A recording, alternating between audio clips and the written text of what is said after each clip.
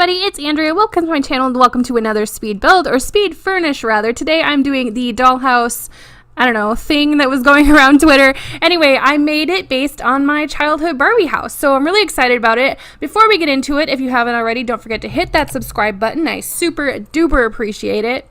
Anyway, let's talk about this build. So, like I said, I went off inspiration based on the Barbie house that I had as a child. So the outside shape, which I actually didn't film any of it because it was literally just like creating boxes, is the actual shape of what my dollhouse was. And it was actually handmade. I inherited it, I believe, from my cousin, I think, and then I think so like my uncle made it himself. But anyway, it had 3 levels. It had like 5 rooms, and then it had a patio. And then, oh my gosh, my Barbies were so freaking spoiled. They had, besides their giant house, they had a horse. I didn't have the Barbie like convertible though, which, you know, whatever, I guess. But I did have a Jeep. I had a whole like they could go camping. I had this really cool like Barbie tent. This is gonna sound so braggy, and this whole video, I'm really sorry. I just love Barbie so much. I had a tent, and it would like change colors in the sun. So when you went out in the sun, it would have like stars on the top of the tent. It was really cool. And oh yeah, and on the very top, and I didn't put this in the build because I didn't know how to do it, but on the very, very top, like on the roof, they had a post office.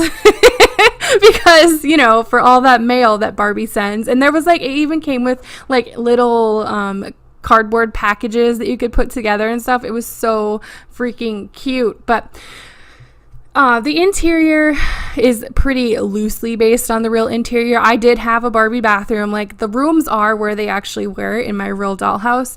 But the furniture, you know, obviously wasn't the same. And my memory has failed me over the years. It's probably been a good 20 plus years since I've played with Barbies, but yeah, I had so much fun with this though. I love, like, pink is one of my favorite colors, so I just, as you can see, went completely crazy with the pink. And I think I don't know which room is my favorite. I think the one I'm doing now probably like was my favorite. So Barbie's room was the one that I was just in. I had a Stacy, I believe her name was Stacy doll, and she would sleep in here. And then eventually I only played with Skipper, and then I had a teen Skipper doll, and I just played with her like I did with Barbie. Like, I didn't play with Barbie anymore. It was all about that teen Skipper. And I think Skipper got the whole house to herself. And then I would steal my sister's Ken doll because she had the cutest Ken doll. He was called Shaving Ken, and he would like grow, well, not like grow, but he would get like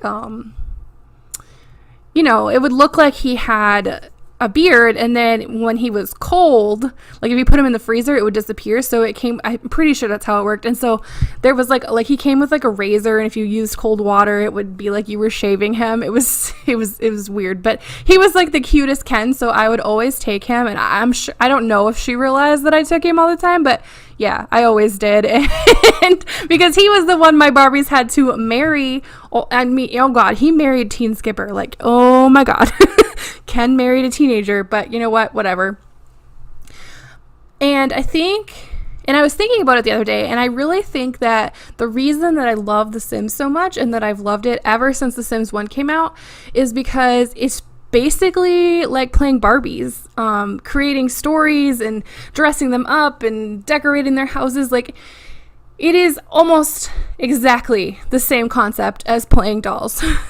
So it's just, you know, meant for people that are older. And because sometimes I realize that I miss it. I'm like, I used to like spend a lot of time doing that, and that was like one of my favorite things. And so I think that's why I really enjoy The Sims and have so much fun with it. And yeah, so this room is probably the most detailed room out of all of them. I think I put a lot of clutter here.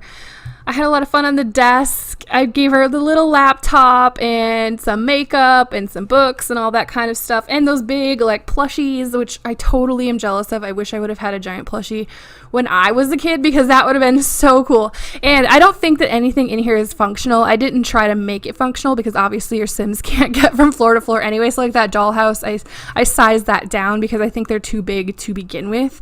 So I sized it down, like on top of the little toy box. I think I eventually put a plant or something, and I just really love how it turned out. And oh yeah, and I'm totally forgetting the fact that there's freaking bunk beds that I just made, and I didn't want the like back of the bed to stick out, but it totally did. And you know what, it is what it is, okay?